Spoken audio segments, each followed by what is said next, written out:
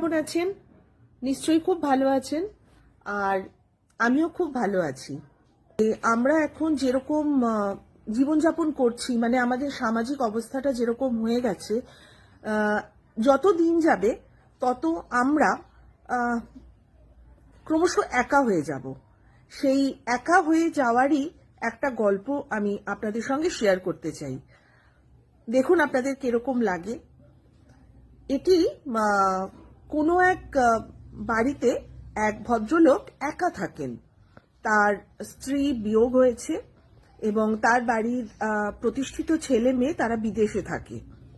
সেই বাড়িতে সেই ভদ্রলোক বয়স হয়েছে, তিনি একাই থাকেন। তার চোখের সমস্যা হয়েছে। বাড়িতে যে কাজের লোকটি রেখেছে সেও নিয়মিত আসে না। তো খবরের কাগজ আসে দিতে। খবরের কাগজ দেওয়ার জন্য তিনি একটি ছেলেকে ঠিক করেছেন এবং ছেলেটি বহুদিন ধরেই তাকে খবরের কাগজ দেয়। বাড়ির যে লেটার বক্স আছে সেখানে সে কাগজটি দিয়ে যায়।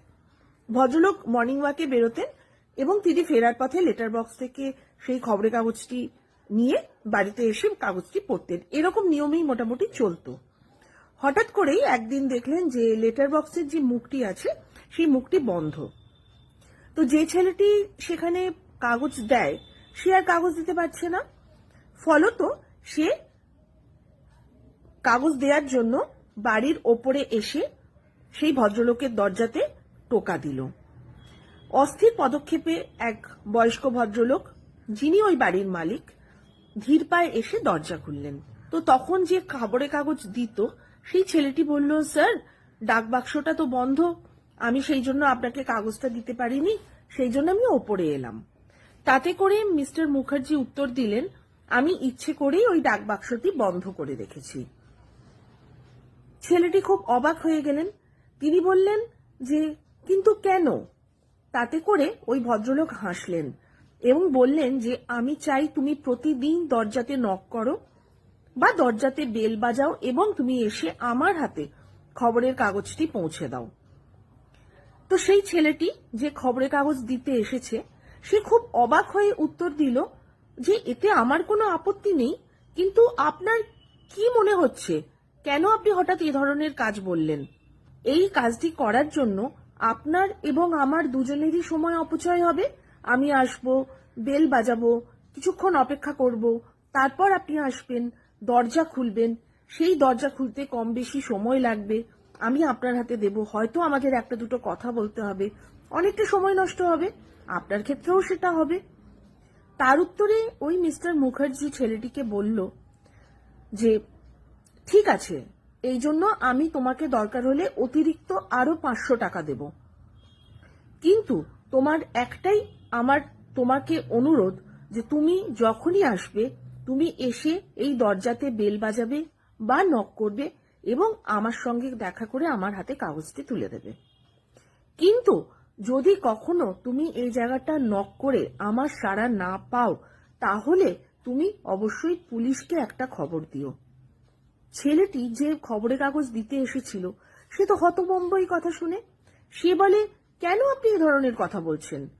তখন সেই ভদ্রলোক বললেন, আমার স্ত্রী মারা গিয়েছে, আমার ছেলে বিদেশে, আমি এখানে সম্পূর্ণরূপে একা থাকি, আমার শেষ সময় কখন আসবে তা আমি জানি না। শেষ মুহূর্তে সেই বৃদ্ধ কথাবার্তা বড্ড কুয়াশাচ্ছন্ন এবং চোখটি যেন ভেজা ভেজা হয়ে উঠল সেই ছেলেটি লক্ষ্য করল। তারপর তিনি আরো বললেন, আমি কখনো সংবাদপত্র পড়ি না, শুধু নকিং বা দরজাতে আওয়াজের জন্য বা বেল বাজানো একটা পরিচিত মুখ দেখার অপেক্ষাতে আমি সারাটা দিন কাটাই যে কখন তুমি আসবে, বেল বাজাবে, আমাকে কাগজটা দেবে।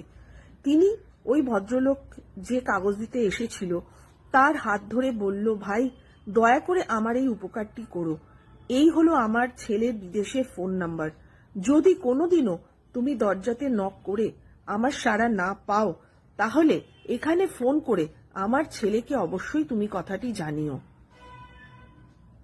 ভাবতে পারছেন?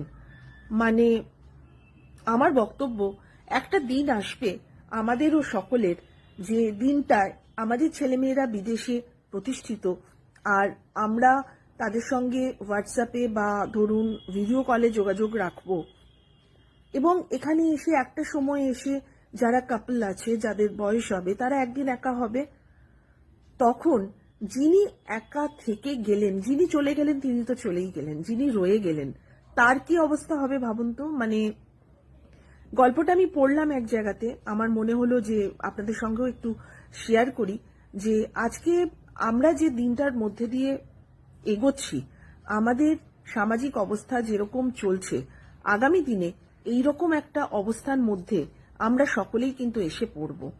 যাদের ছেলেমেয়েরা এখানে রইল তাদের কথা আমি বলছি না, কিন্তু যারা বিদেশে, একদিন তাদের সকলেরই এ ধরনের ব্যাপারই কিন্তু এসে যাবে।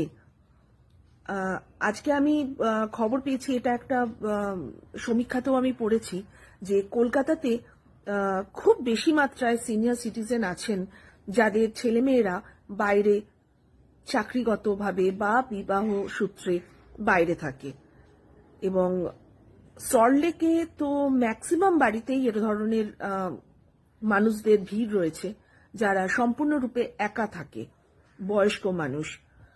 তো আমার কথাটা খুব ভালো লাগলো, গল্পটা আমি তাই শেয়ার করলাম। আপনাদের কেমন লাগে আমাকে অবশ্যই কমেন্ট বক্সে জানাবেন।